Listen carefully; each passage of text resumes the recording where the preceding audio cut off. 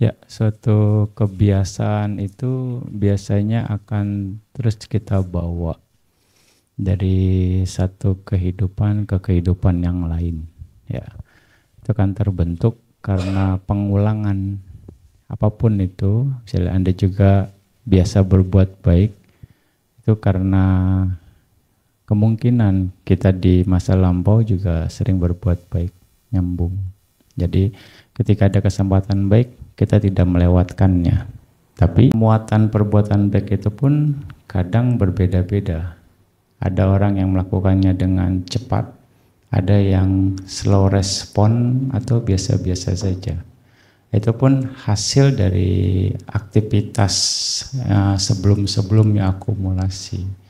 Ya, jadi kadang karena objek tertentu semangat, kadang ya objeknya tertentu juga biasa-biasa saja. Nah di sini jadi kita ke-triggernya karena objek. Ya, misalnya ke biku. Nah, ke biku mungkin Anda semangat, tapi kalau ke orang biasa ya ngelihat mungkin value-nya jadi kurang semangat, jadi biasa-biasa saja. Apalagi kalau yang lebih rendah dari Anda, ya sudah. Nah, itu terjadi variasi itu, ya. Nah, semua bergantung sama kita. Kita mau jaga kualitas itu atau kita memang tergantung situasi. Ya, ini challenge bagaimana kita meningkatkan atau minimal menjaga kualitas kita dalam berbuat baik, karena itu akan ke bawah juga sekali lagi. Nah, akhirnya itu akan membentuk banyak hal apa yang kita lakukan, karakter, kebiasaan, terus juga cara pandang itu terpengaruh dari masa lampau. Selain ada potensi dari masa lampau yang akan mendrive di awal, lalu pembentukan sekarang action kita yang dipengaruhi masa lampau akan bertambah dengan pengertian kita saat ini, sehingga akan memperkuat kebiasaan di masa lampau dan pengaruh lingkungan. Lingkungan akan mempengaruhi kita juga, kita sesuai dengan apa yang pengaruh dari masa lampau masih sama atau kita berubah. Berubahnya bisa jadi lebih baik, bisa jadi menurun. Itu karena pengaruh lingkungan salah satunya. Ya, makanya dikatakan oleh Buddha kita harus menemukan seseorang yang menjadi inspirasi kita untuk berbuat baik minimal. Oh, kita bisa contoh dia. Nah, makanya lingkungan akan membentuk kita mau bagaimana. Kalau misalnya lingkungannya pun berbuat baiknya cuma ngarepin pahala aja, Anda akan terinfluence, Anda akan terpengaruh.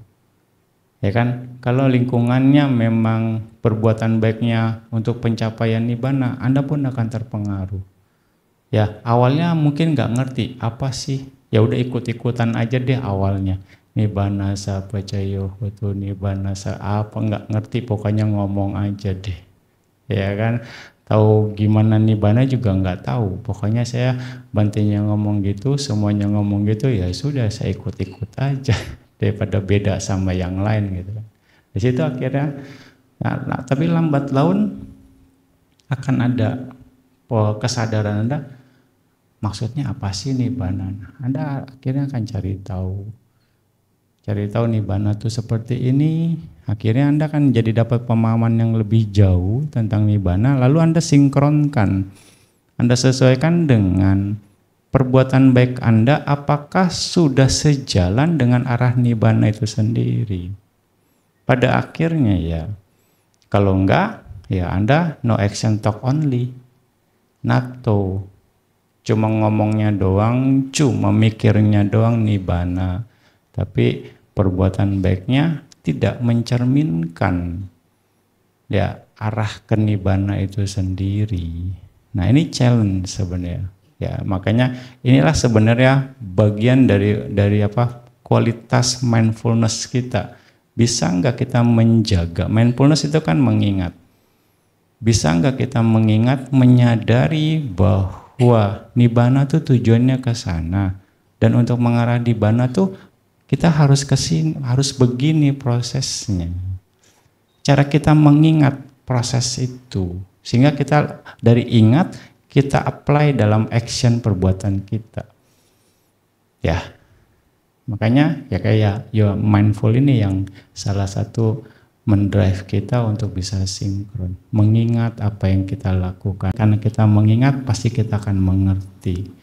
Nah, balik lagi semua akan terpengaruh. Ya, semua balik lagi dari kebiasaan kita. Makanya Bante selalu bilang berbuat baiklah yang baik. Jadi bukan sekedar berbuat baik, sekali lagi. Perbuatan baik itu ada muatan baik berikutnya. Kalau tidak, ya Anda akan mendapatkan sesuai dengan apa yang Anda tanam, apa yang Anda buat saat ini akan mempengaruhi. Yang lalu ya sudah. Ya potensinya itu sudah ada. Nah ini masalah di samsara sebenarnya seperti itu. Mau kita sadar atau enggak sadar, kita bikin perbuatan baik yang inferior, ya itu akan jadi potensi kita. Itu masalahnya. Makanya kalau Anda udah mengerti, cobalah buat perbuatan baik yang superior, menjaga kemungkinan kita jadi lebih baik. Sehingga makanya berbuat baiklah yang baik. Mulai dari sekarang bangun kualitas kebaikan Anda, manfaatnya untuk Anda sendiri. Justru dengan begitu Anda akan dapat manfaat lebih. Sekali lagi, berbuat baiklah yang baik. Makanya Buddha juga katakan berbuat baik walaupun kecil, terus lakukan lagi sampai Anda menjadi terbiasa. Ketika Anda sudah terbiasa melakukan perbuatan baik yang kecil dan berkualitas, ini hanya tinggal menambah volumenya saja ya.